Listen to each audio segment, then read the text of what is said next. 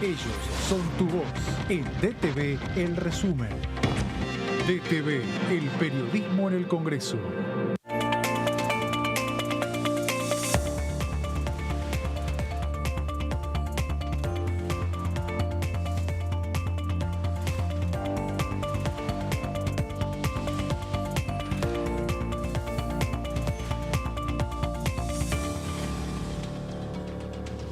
Hola, bienvenidos a una nueva jornada del resumen de Noticias Parlamentarias. Vamos a hacer un repaso de las noticias más importantes del día aquí en la Cámara de Diputados de la Nación Argentina. José, ¿cómo estás? Muy bien, bien. Siguiendo un poco la Comisión de Educación que terminó hace aproximadamente 2 horas. Sí, fue bastante interesante porque, bueno, se comenzó a tratar el tema de la Ley de Financiamiento Educativo. Una reunión en la que estuvo presente el ministro Jaime Persic. Vino con gente del ministerio también. Hubo una larga exposición del ministro.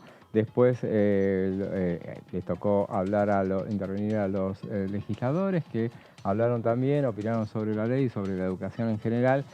No hicieron preguntas en general, hubo algunas puntuales porque quedaron en que, bueno, esta era una aproximación del tema, no era la presentación en la cual el ministro se presentaba para hacer preguntas a las que iba a responder, para contestar las preguntas que iban a hacer los diputados.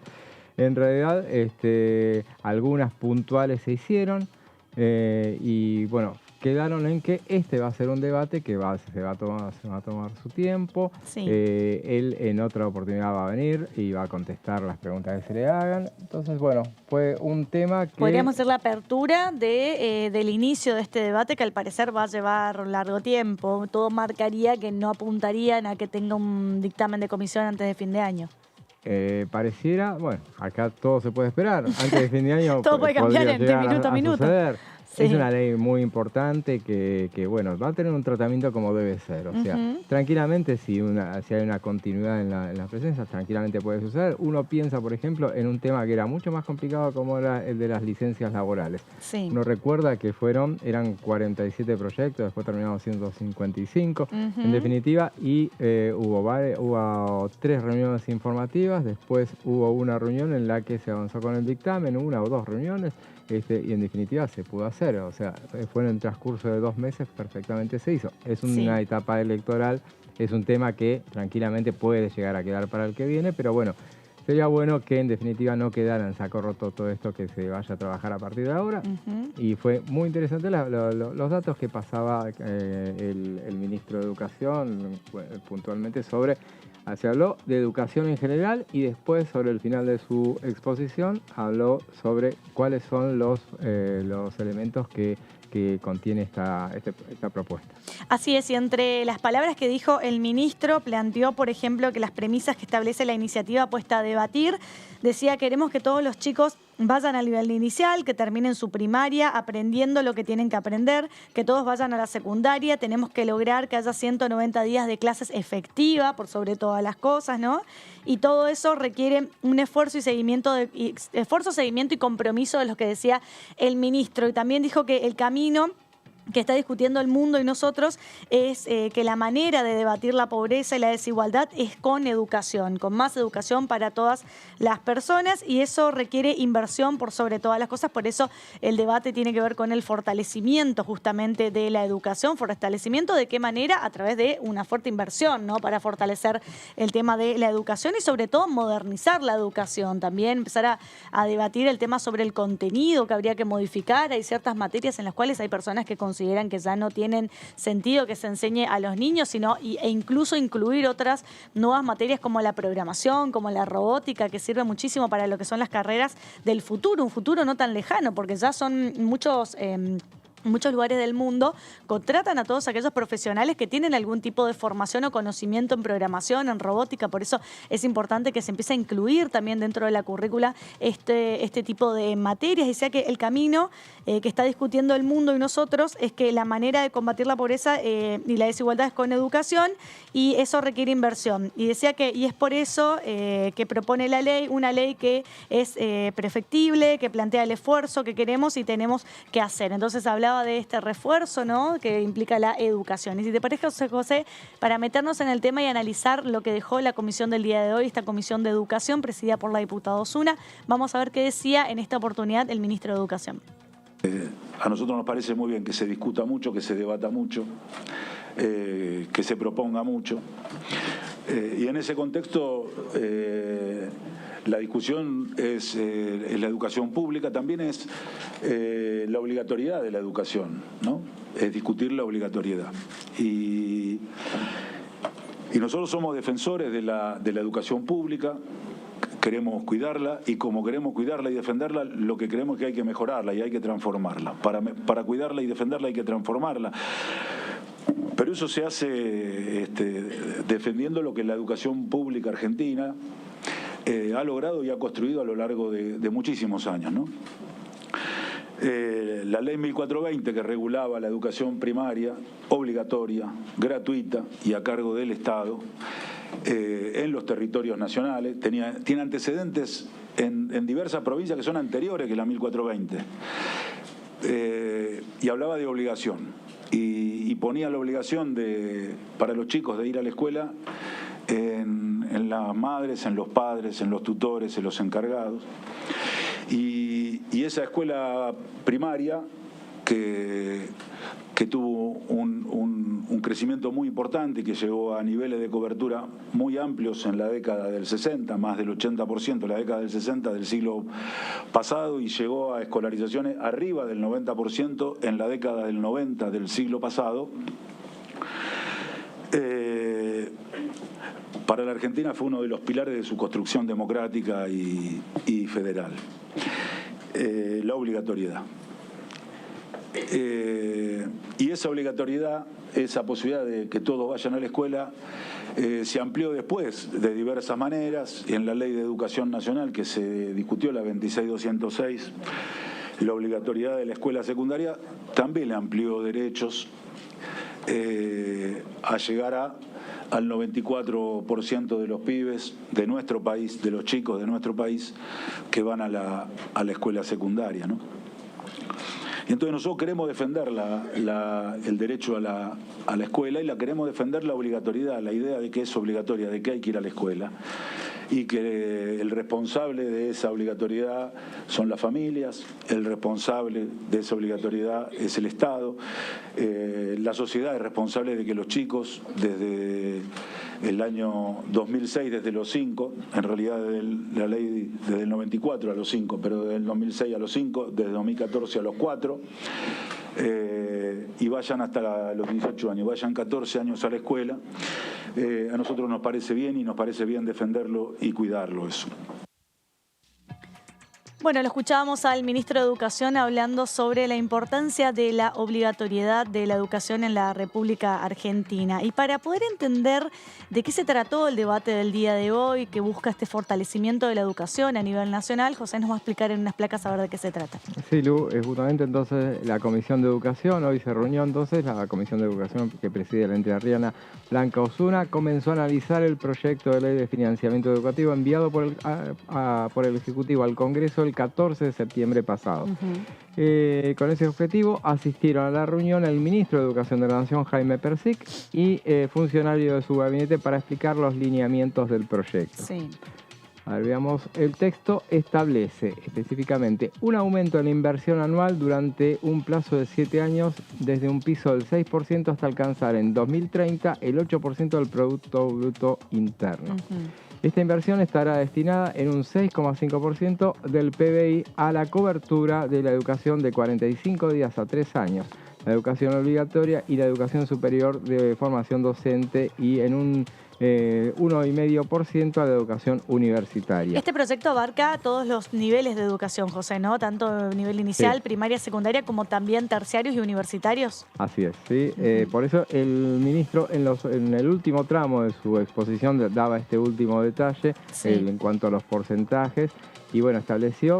Él fue detallando puntuosamente de qué manera, desde los 45 días hasta llegar al final y con datos también, referidos a cómo se había ido cumpliendo las leyes y de qué manera antes de establecer, o sea, los efectos de aprobar una ley. Sí. Por ejemplo, las leyes anteriores iba marcando a partir de 2006, por ejemplo, cuando se estableció la obligatoriedad de la sala de 5, cómo se había incrementado la cantidad de chicos que accedían a los jardines y etcétera, etcétera, y hablaba sobre todo lo que vos decías bien, inversión, repitió muchas veces la cuestión. Bueno, obviamente se llama esta ley de financiamiento educativo, sí, pero justamente de financiamiento es inversión. Y pasa que también, como siempre hablamos aquí, José, como la sociedad va cambiando, el contexto va cambiando, también es necesario que este tipo de leyes, como el tema de la educación, por sobre todas las cosas, tenga una revisión, podríamos decir, ¿no? Justamente para poder modernizar el tipo de educación o poder ajustar el tipo de educación que tenemos en la República Argentina, en miras más que nada al objetivo y al nuevo mundo que se va viniendo, es necesario reforzar el tema de la inversión, justamente como decíamos, para todos los niveles, desde el nivel inicial hasta una carrera universitaria. Más que nada para preparar a la generación que nos precede, esa generación que viene estudiando y va transitando por todos los niveles, justamente para el nuevo mundo y las nuevas carreras que se van a necesitar de aquí a, quién sabe, 10, 15, 20 años. Hay muchos autores que dicen que incluso muchos trabajos están destinados a desaparecer, muchos trabajos que los conocemos hoy en día por el uso de la inteligencia artificial, por todo el tema del avance de la tecnología, van a desaparecer algunos trabajos que ya los conocemos, que son tradicionales, y van a empezar a surgir otros nuevos trabajos. Sí. Y para poder estar preparados para enfrentar esos nuevos trabajos y poder asumir esos puestos laborales, es necesario una nueva justamente educación o modernizar la educación. Y todo esto es necesario el financiamiento justamente para este tipo de educación, ¿no? Teniendo en cuenta eso, por ejemplo, él hablaba, por ejemplo, de que hay que por ejemplo, cambiar las computadoras en las escuelas. Exacto. Entonces, porque lo que vos pongas hoy, la computadora que hoy pongas hoy es nueva, mañana ya no y pasado ya es vieja. O sea que esa es la realidad. O sea, la inversión tiene que ser constante y ir incrementándose. Exactamente. Bueno, propone este proyecto la incorporación de los institutos de educación superior, financiados principalmente por las jurisdicciones, diferenciándolos de las universidades nacionales que son financiadas por el Estado Nacional. Le hablaba, por ejemplo, que las universidades públicas son el 85%.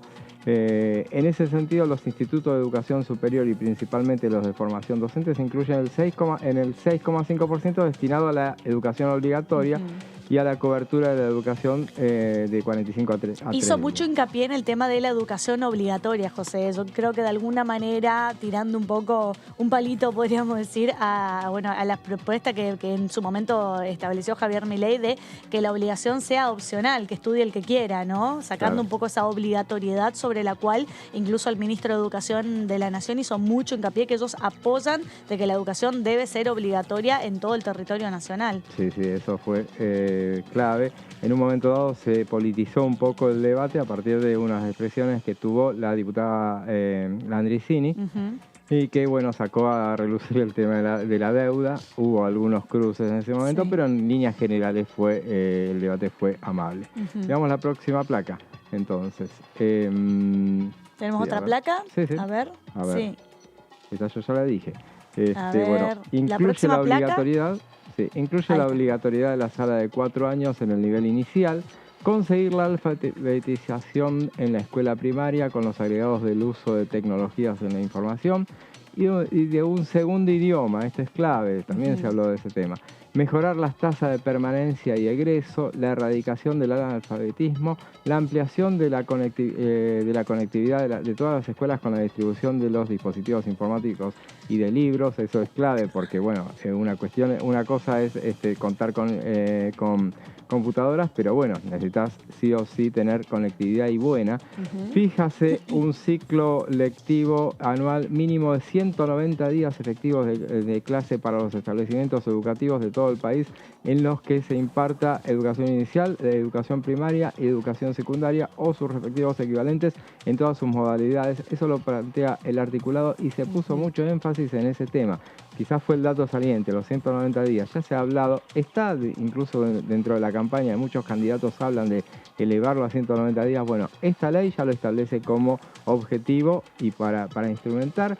Se dijo también cuando en la ley anterior había establecido como parámetro 180 días, que se hablaba, bueno, ahora se cumplen, dijo.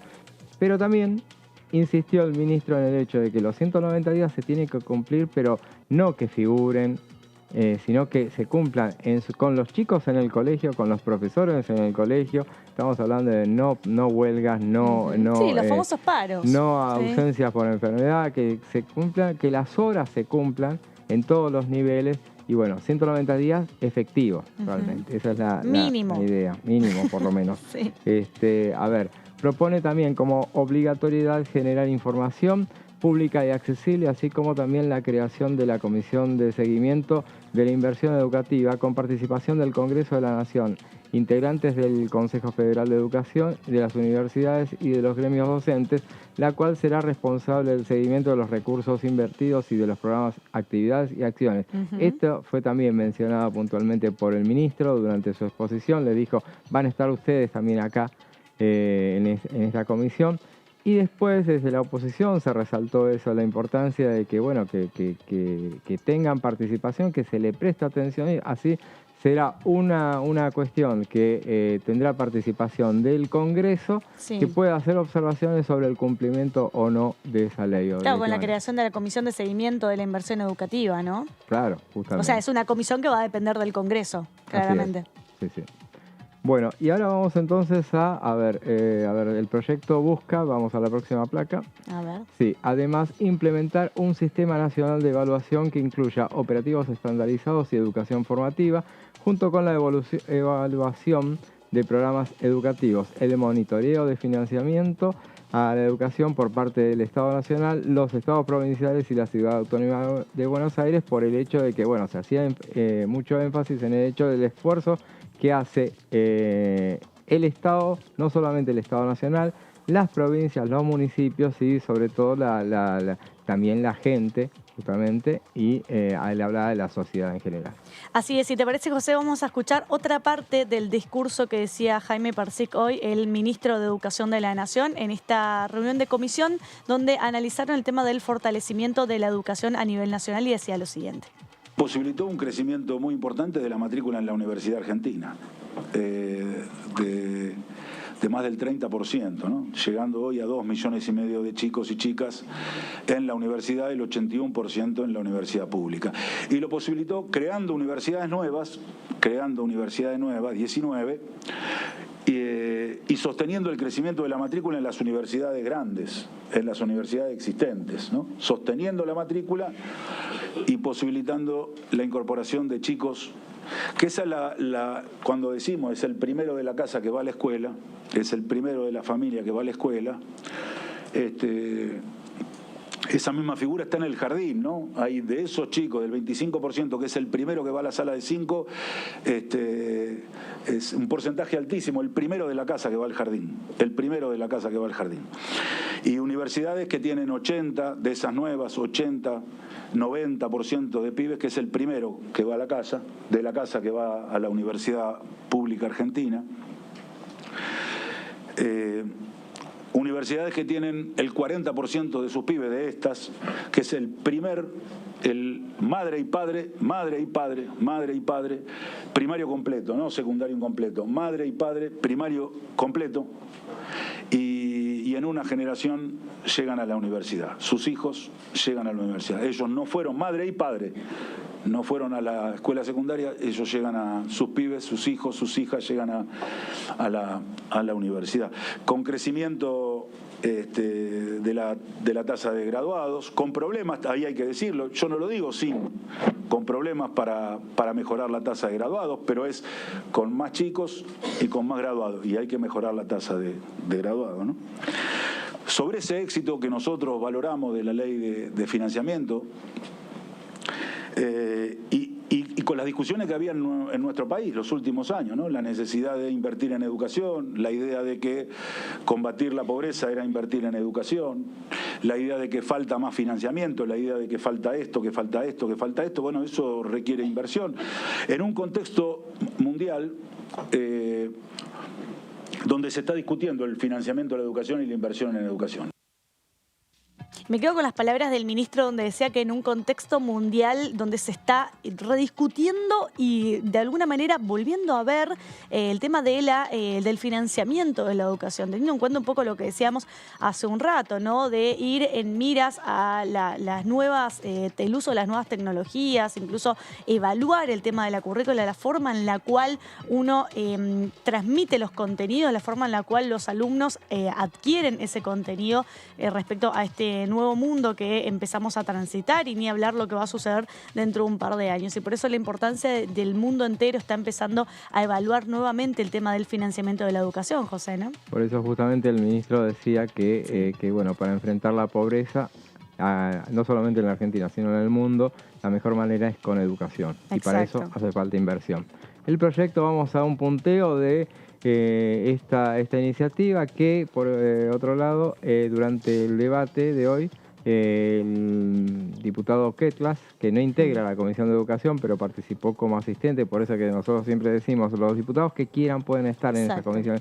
Y sobre todo vale la pena cuando va a estar un ministro, nada menos. Es el momento donde vos lo tenés cara a cara para decirle o para hacerle conocer tus inquietudes, lo que sea. Sí. Estaba, por ejemplo, Romina del Pla, estuvo infaltable sobre ese tema, fue la primera. Ayer estuvo Nicolás del Caño, hoy estuvo Romina del Pla. Claro, ella es infaltable sobre el tema educativo, ella habla mucho. Ella es profesora inclusive, obviamente, profesora de nivel secundario y creo que universitario también. Así es, sí. Bueno, y Ketlas dijo, advirtió, una de las cuestiones que advirtió era el tema de que son 40 propuestas. Entonces, cuando hay 40, él sabe mucho él no es un especialista en educación, pero sabe mucho de estadísticas y análisis de propuestas, así. Y él decía, cuando uno propone tantas cosas, después entonces no propone nada. Esa era una observación. El que mucho abarca, poco aprieta, dice el dicho. Más o menos, eso era la explicación. Sí, a ver qué dice el proyecto. Entonces, bueno, garantizar un mínimo de 14 años de escolaridad obligatoria, incluyendo los niveles inicial, primario y secundario. Erradicar el analfabetismo en el territorio nacional. Asegurar los mecanismos para el cumplimiento del artículo 1 de la Ley 25.864 y sus modificaciones referido a la realización efectiva de un ciclo lectivo anual mínimo de 190 días de clase para los establecimientos educativos de todo el país en todos sus niveles y modalidades. Este tema se hizo hincapié también a propósito de la cuestión del analfabetismo. El hecho de que se está avanzando, por ejemplo, se están cumpliendo las cosas, y él hablaba mucho de la necesidad de, por ejemplo, fortalecer el tema de matemática y lengua en el secundario. Vamos a la otra placa, a ver. Promover y financiar la creación de jardines maternales para los niños y las niñas de 45 días a 2 años de edad, priorizando los sectores sociales y las zonas geográficas más desfavorecidas. Incluir en el nivel inicial al 100% de la población de 4 y 5 años de edad y asegurar la universalización de la educación para los niños y las niñas de 3 años de edad, priorizando a los sectores sociales más desfavorecidos. Todo esto dice la ley. Asegurar también que el 100% de los estudiantes de nivel primario tengan un mínimo de 25 horas semanales de clase y que al menos el 50% acceda a las escuelas de jornada completa, priorizando a los sectores sociales y las zonas geográficas más desfavorecidas. Se hizo mucho hincapié también en el tema de que, bueno, todo esto, se debe poner mayor énfasis en los sectores más desprotegidos, los sectores más populares, decía. Y bueno, la mayor inversión tiene que hacerse ahí porque son los que necesitan que la educación justamente les llegue a ellos. José, si te parece, vamos a ver qué decía también un diputado de la oposición, ¿sí? En este caso representante de Juntos por el Cambio, el diputado Alejandro Finocchiaro, que también había sido ministro de Educación en su momento. Así que si te parece, lo escuchamos a Alejandro Finocchiaro y después seguimos analizando de qué se trataba este proyecto. Para nosotros es realmente muy importante como espacio político ver que nos estamos juntando para hablar de algo tan trascendente como una nueva ley de financiamiento educativo. Digo siempre que los educadores siempre queremos más plata para educar y eso está muy bueno. Ahora bien, creo que tenemos que darnos, señora Presidente, más allá de esta reunión informativa con el ministro y todo su equipo, nos tenemos que dar un plan de trabajo que incluya, además de esta reunión, la opinión de especialistas en educación, pero fundamentalmente también la opinión de las provincias, digamos, en este caso a través de los ministros provinciales. ¿Por qué digo esto? Porque en esta ley se establece una fórmula que está bien, más allá de que después estemos o no de acuerdo, pero es una fórmula que está bien, pero también implica, digamos, comprometer recursos de las provincias. Y nosotros lo que necesitamos saber es qué opinan las provincias acerca de esto y de cómo se van a ir abordando esos recursos, porque inevitablemente cada vez que nosotros nos planteamos una inversión, siempre tenemos que saber de dónde va a salir el dinero para esa inversión, porque si no, nos estamos engañando a nosotros mismos. Otra de las cuestiones tienen que ver con, más allá de la fórmula, esta cuestión que se da con aquellas partidas que son de uso discrecional del Ministerio de Educación de la Nación. No hablo de hablo en términos generales y de la historia de cómo se ha ido dando a partir de la transferencia educativa a las provincias.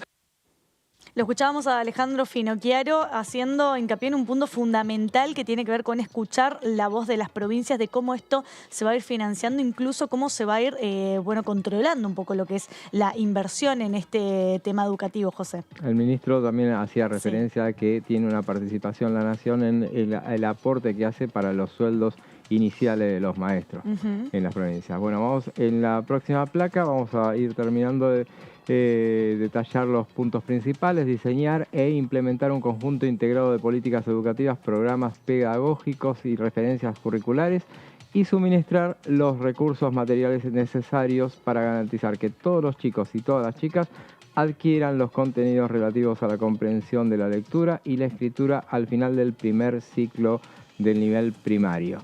Esos otros elementos. Bueno, también acreditar los recursos económicos y asegurar las condiciones para la enseñanza de una segunda lengua en los niveles primario y secundario. Ojalá esto se establezca también.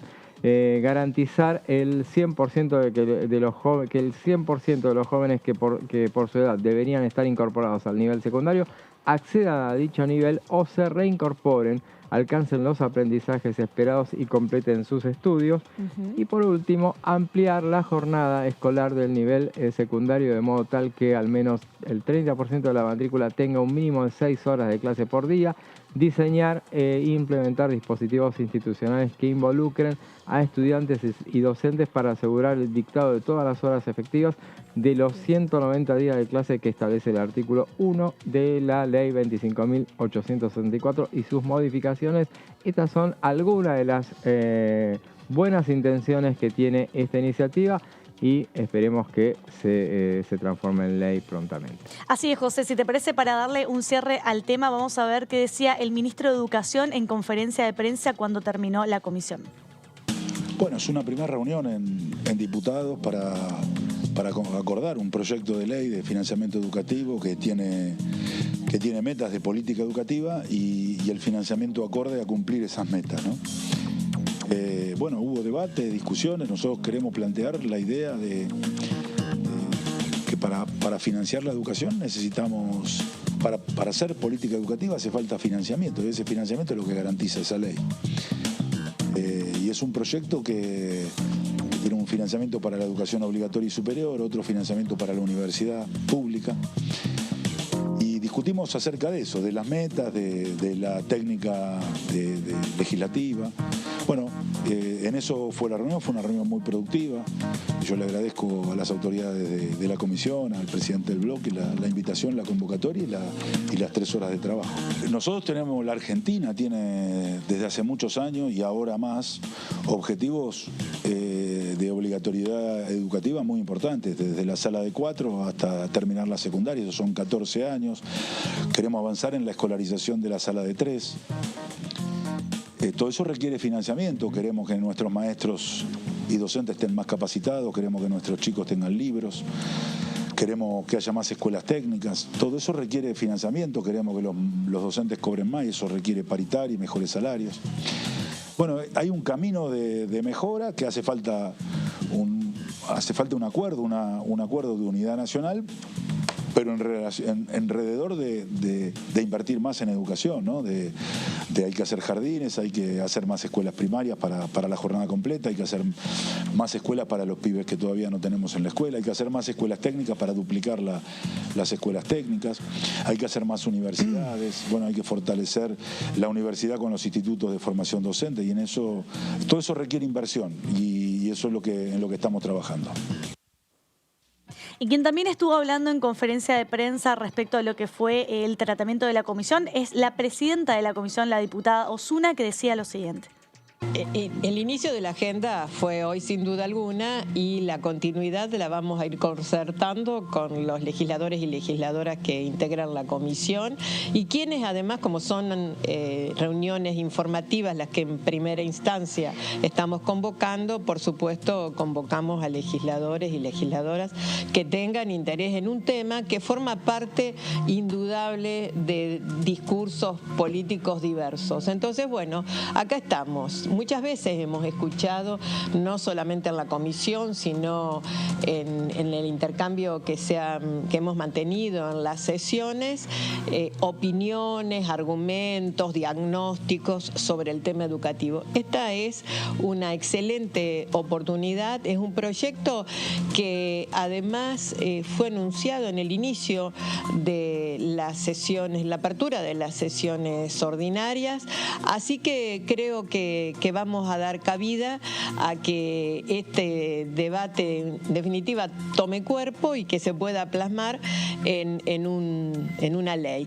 Hay una cuestión que a mí me parece importante, porque alcancé a escuchar los intercambios que tenían los periodistas en el piso, y es algo que yo planteé como un aporte para tener en cuenta. Cuando hablamos de financiamiento educativo, efectivamente tenemos que considerar una dimensión que tiene que ver con un enfoque, con lo que creemos que es la educación, con lo que definimos y lo que ya han definido nuestras leyes respecto a la educación.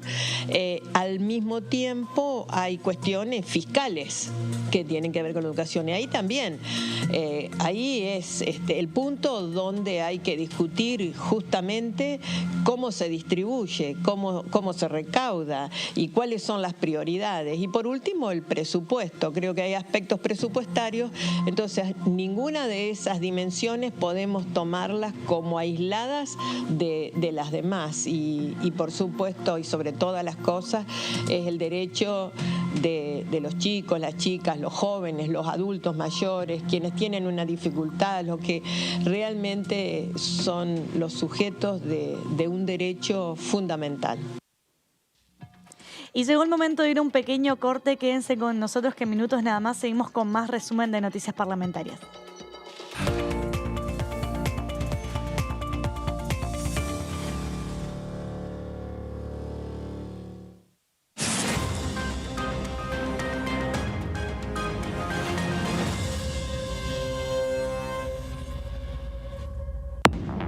Hola, ¿qué tal? ¿Cómo andan? Bienvenidos, bienvenidas. Aquí estamos en la tercera edición.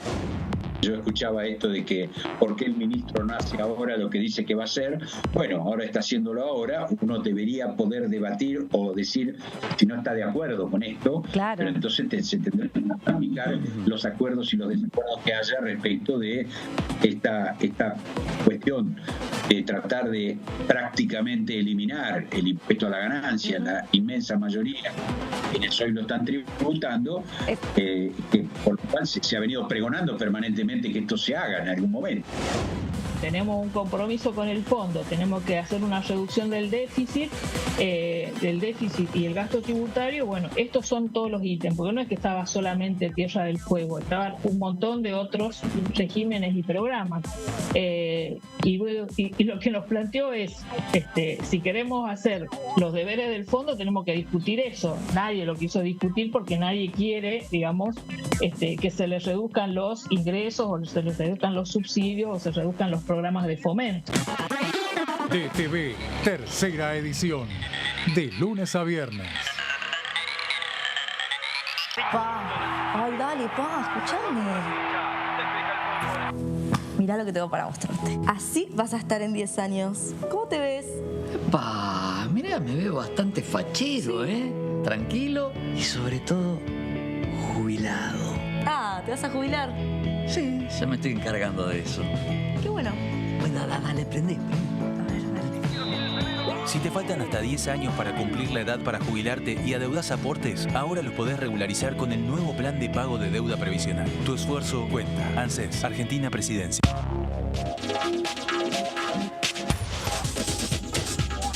Todo Cultura, miércoles 23 horas.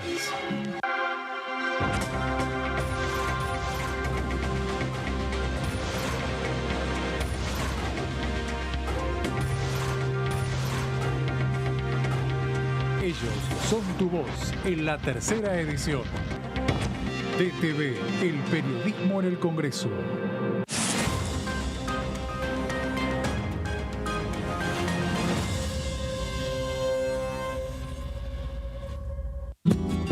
Este es el gasoducto Presidente Néstor Kirchner, una obra de escala mundial realizada en tiempo récord, que unirá la energía de Vaca Muerta con todo el país.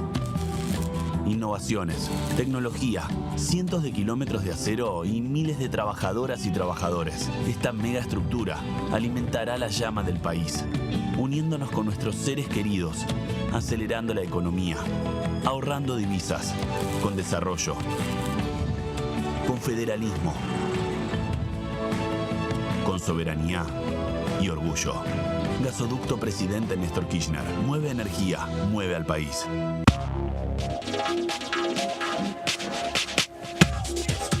DTV es información, es diálogo, es análisis. DTV es federalismo, libertad de expresión, pluralidad de voces. DTV es todo lo que un país en democracia tiene que ser. DTV es tu voz en el Congreso. Este 2023, seguí eligiéndonos. DTV, el periodismo en el Congreso. Si somos dueñas y dueños de nuestros libros, somos protagonistas de un futuro mejor. Por eso, entregamos libros a millones de estudiantes en todo el país en solo un año. Además, otorgamos becas educativas para que las chicas y los chicos puedan terminar la escuela. Realizamos obras en universidades, fortaleciendo el sistema universitario nacional. Y este año, otorgamos y renovamos becas Manuel Belgrano en carreras estratégicas para el desarrollo productivo del país. Con más educación, construimos un futuro mejor. Conoce más en argentina.gov.ar/protagonistas. La educación nuestra bandera. Ministerio de Educación.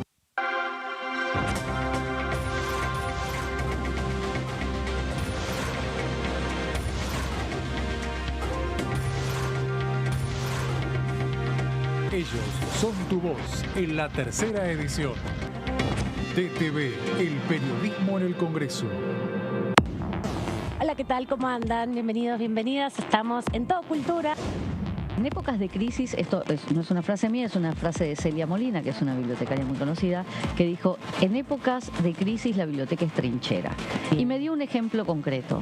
En la crisis del 2001, las bibliotecas populares, que ahora te voy a decir las diferencias de bibliotecas, como para ir separando un poco, ¿no? Se convirtieron en el Club del Trueque, porque era lo que necesitaba en ese momento la comunidad. Sí, es una obra de teatro donde somos todos veteranos de Malvinas, somos 3 argentinos, veteranos de Malvinas, y 3 ingleses, donde 2 son ingleses y uno es Gurkha, que es de Nepal. Y bueno, cuando le conté todo, a Lola le interesó mucho mi historia, porque yo también tenía una banda Beatles, y a ella también dijo, qué raro un veterano de Malvinas que tenga una banda Beatles. Todo Cultura, miércoles 23 horas.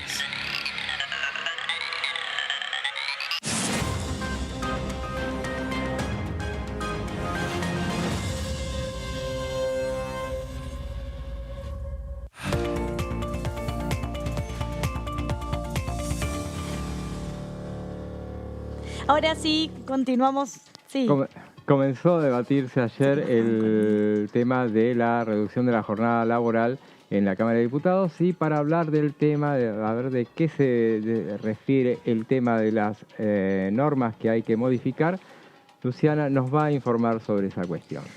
Ahora sí, bueno, continuamos, cambiamos el ángulo de la información, ¿no? Nos metemos un poco en el repaso de lo que fue la Comisión de Trabajo en el día de ayer, como bien lo estaba adelantando José, una jornada en la cual se empieza a hablar sobre la posible modificación de la jornada laboral aquí en la República Argentina. Sabemos que ya muchos países en el mundo están implementando, muchos de ellos a modo de prueba piloto, otros ya legalmente, la reducción de la jornada laboral.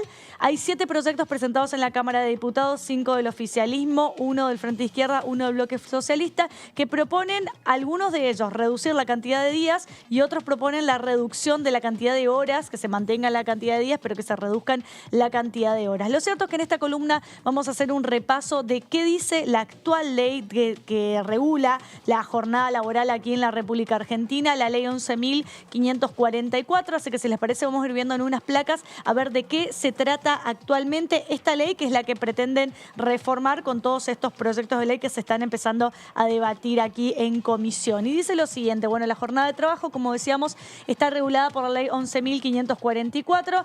La primera pregunta es ¿cuánto puede durar la jornada de trabajo? Vamos a ir haciéndolo a modo un poco didáctico para que se pueda entender en qué consiste. Dice que son 8 horas diarias o 48 horas semanales como máximo. Este es un piso del cual incluso ayer en la Comisión de Legislación del Trabajo se hablaba porque incluso hay nuevos lineamientos o recomendaciones de la OIT, de la Organización Internacional del Trabajo, que podrían establecer un piso que podría ser de 40 semanales. Lo cierto es que nosotros en nuestra normativa todavía tenemos como 48 horas semanales como máximo. Techo, de ahí puede ser en menos, nunca en más, según lo que establece la normativa. Se trata de un límite máximo y por eso pueden existir jornadas con una duración menor. Como decíamos siempre, como son normas de orden público, te marcan un corte que siempre se puede legislar por menos, pero nunca por más sobre lo que establece en este caso esta ley laboral. Y dice que, por ejemplo, si trabajas de noche, sos menor de 18 años o tu trabajo es peligroso para la salud, la jornada laboral debe ser reducida, ¿sí? Entonces la regla general es que son 8 horas diarias, 48 semanales, pero hay excepciones, en estos casos cuando son menor de edad, cuando es algún tipo de trabajo peligroso o si trabajas por la noche deben ser reducidas, es decir, deben ser de menos de 8 y menos de 48 semanales. Tenemos otra placa que dice ¿a quién se aplica esta ley? ¿Sí? ¿A quién está dirigida esta ley? A todas las personas que trabajan para otros en el ámbito público o en el privado. Acá vemos entonces, marca la esfera de aplicación esta ley, tanto en el público como en el privado. Dice que la ley de jornada de trabajo se aplica también a las personas que trabajan en emprendimientos que no buscan ganancias, como las asociaciones sin fines de lucro. Tenemos otra placa que también dice a quienes se va aplicando esta ley. Dice, la ley no se aplica a los trabajadores agrarios y de servicio doméstico porque tienen su propio régimen de jornada de trabajo. Esto también se habló mucho ayer en el tratamiento de comisión, ¿no? Los distintos regímenes que existen para regular ciertas actividades por fuera de lo que es la LST, la Ley de Contrato de Trabajo, pero bueno, dentro de todos respetan el mismo lineamiento, la misma normativa. Puede que haya alguna pequeña diferencia, pero no son grandes diferencias que establecen estos convenios colectivos de trabajo. Por eso, ¿te acordás que ayer hacíamos la referencia puntual al tema del trabajo agrario, donde decíamos que no nos hacíamos a la idea de que pudiera llegar a una reducción a las 6 horas en trabajo agrario, y vos hacías la referencia a las tareas de cuidado, por ejemplo. Exactamente, que ahí sí habría que ver cómo se implementaría el tema de la reducción, porque de alguna manera ahí estarías afectando la productividad. No es lo mismo contratar a una persona para que cuide a otro durante 8 horas que contratar a una persona para que cuide a otra persona durante 6 horas, por ejemplo. Ahí se afectaría un poco la productividad, que es incluso uno de los diputados, Martín Tetaz, planteó esta cuestión incluso en el tratamiento de la comisión en el día de ayer. Dice que la ley no se aplica a quienes forman parte de la familia del dueño o la dueña del establecimiento. Esta también es una excepción que establece la regla. Y tenemos otra placa, dice: si trabajo una parte durante el día y otra parte durante la noche, ¿cuál es la jornada de trabajo? ¿Cómo se computa? ¿Cómo se considera jornada de trabajo? Si trabajas, por ejemplo, durante unas horas en el día, durante unas horas en la noche, ¿cómo debe regularizarse eso? Y dice lo siguiente: las horas que trabajás entre las 9 de la noche y las 6 de la mañana, que ese es el rango que se considera tarea nocturna, entre las 9 de la noche y las 6 de la mañana, vale como 1 hora y 8 minutos para calcular tu jornada de trabajo. Como habíamos dicho hoy en una de las primeras placas, hay excepciones a la regla. Así, cuando trabajas a la noche se considera que debes trabajar menos cantidad de horas que si tu jornada te corresponde la hora de trabajo durante el día o por la mañana, por ejemplo. Si trabajo en un lugar insalubre o peligroso para la salud, ¿cuál debe ser mi jornada de trabajo? Es la pregunta. Dice, la duración del trabajo no puede ser mayor a 6 horas diarias o 36 semanales. Esto tiene una explicación, porque si tu trabajo es insalubre o trabajas, por ejemplo, expuesto a ciertos rayos, a cierta radiación, o por ejemplo las personas que trabajan manipulando el tema de la basura, es decir, o con químicos, con residuos peligrosos, todo eso se considera que al pasar más tiempo en contacto diariamente y más cantidades de horas diariamente con esa sustancia que se considera peligrosa, puede terminar siendo nocivo para la salud, y por eso tiene una explicación de que este tipo de trabajos tienen una duración menor de horas de trabajo por día, incluso de horas semanales. Dice por ejemplo, los trabajadores del subte, que fueron los que lograron una reducción en el horario de trabajo por trabajar bajo tierra. Exactamente. Bueno, ahí se aplica, ¿ves? Son ciertas excepciones que se van incorporando a este régimen de, podríamos decir, jornadas laborales excepcionales por el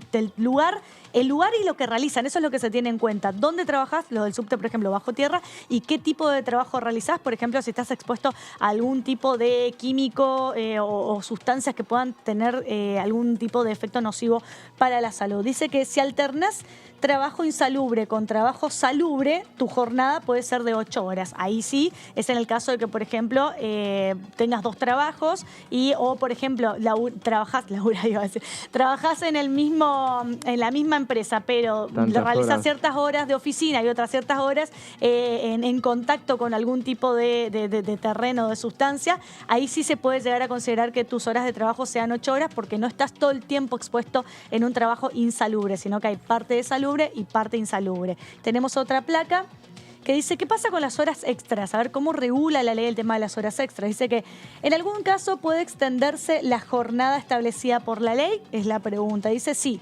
En estos casos, cuando se trata de directores o gerentes, cuando los trabajos son realizados por equipos, pero en ningún caso el trabajo semanal puede superar las 56 horas. Entonces, como vemos, la regla establece las 48 horas semanales. Hay excepciones en los casos en los cuales sean este tipo de trabajadores, pero también esa excepción tiene un tope, tiene un límite que son 56 horas semanales, que en muchos casos claramente no se cumple eso. Cuando debe realizarse un trabajo de urgencia también, cuando el Poder Ejecutivo Nacional fije excepciones. Entonces, la regla general son 48 horas semanales. ¿Qué pasa con las horas extras? Existen las horas extras, se pueden realizar, pero también con un tope 56 horas semanales. No puede ser una cantidad excesiva de horas extras, porque ahí ya estarías perjudicando de alguna manera el derecho del trabajador. ¿56 para cualquiera o solamente para estas excepciones que habíamos dicho? Para los directores. En esas excepciones y las que establezca el Poder Ejecutivo, esas excepciones que deben ser muchas más, ¿no? Dice, ¿existe alguna limitación a la cantidad de horas extras? Es la pregunta. Sí, nunca deben ser más de 3 horas por día, 30 horas mensuales, 200 horas anuales, es lo que establece la regla general respecto de la jornada de trabajo. Tenemos otra placa. ¿Existe una jornada de trabajo especial para amamantar? Acá ya entramos específicamente para todas las personas gestantes que estén pasando por un periodo quizá de licencia o no, que ya se hayan reincorporado a su trabajo y que necesiten tener horas para poder amamantar. ¿Y qué dice la ley? Dice, sí, tenés 2 descansos de media hora durante la jornada de trabajo para amamantar a tu hijo o hija durante 1 año desde la fecha de nacimiento, es decir, desde que nace. 1 año más para adelante tenés 2 horas media hora de descanso durante la jornada de trabajo. Si trabajás en la Administración Pública Nacional, los 2 descansos son de 1 hora cada uno. Ahí vemos que aumenta de media hora a 1 hora cada uno.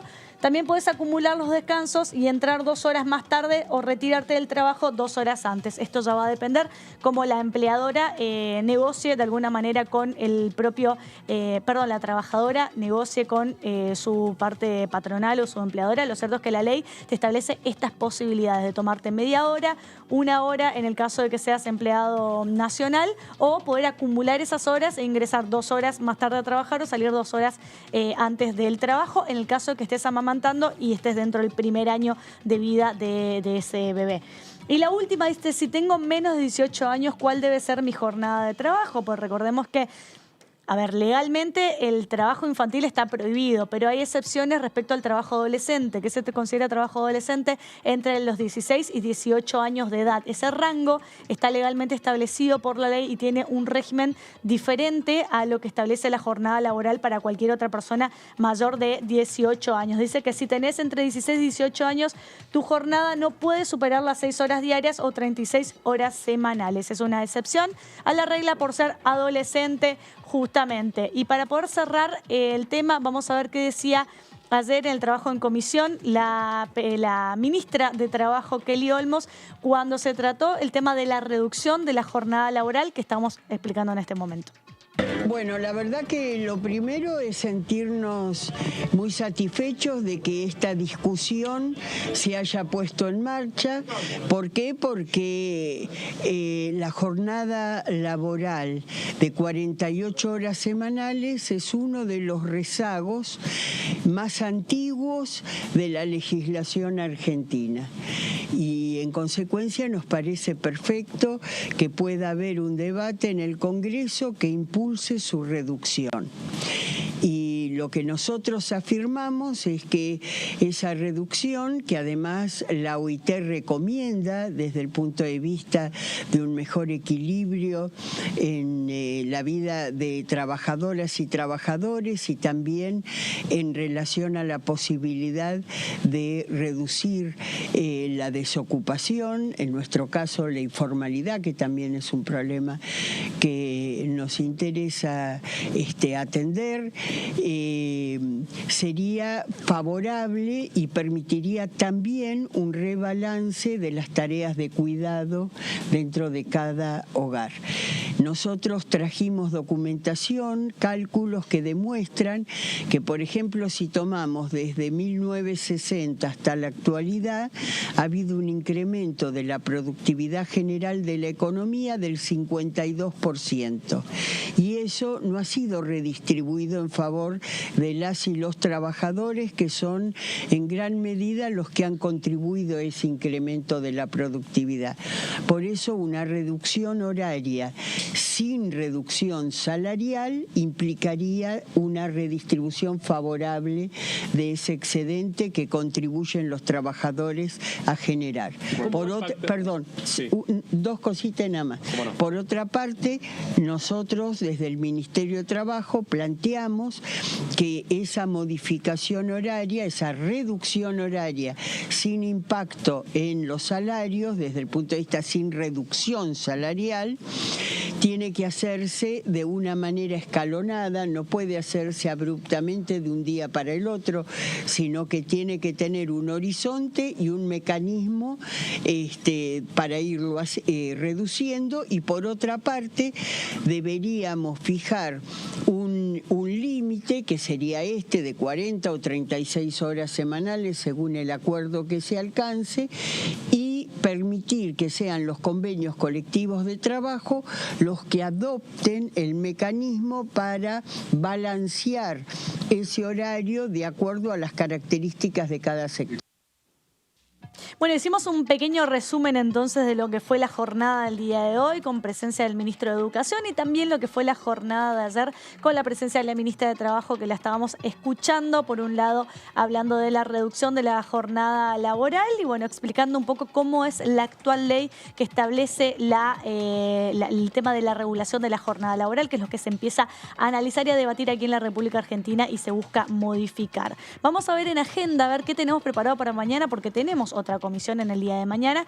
Tenemos jueves 28 de septiembre, 11 horas, Comisión de Presupuesto y Hacienda. Fueron invitados, tenemos al titular de la Administración Federal de Ingresos Públicos, Carlos Castañeto, su secretaria de Ingresos Públicos, Claudia Balestrini, y el director general de Aduana de la Administración Federal de Ingresos Públicos, quienes expondrán sobre el mensaje 100/2023 y proyecto de ley de fecha 22 de septiembre del 2023, por el cual se crea el programa Compra Sin IVA. Entonces, esto es un poco lo que tenemos para mañana. ¿Cómo ves este trabajo en comisión? Es la tercera visita también, como Kelly Olmos, que estuvo 3 veces ya. Es verdad, Castañeto. Castañeto, los tres, Balestrini también, y el titular de Aduana también viene por tercera vez.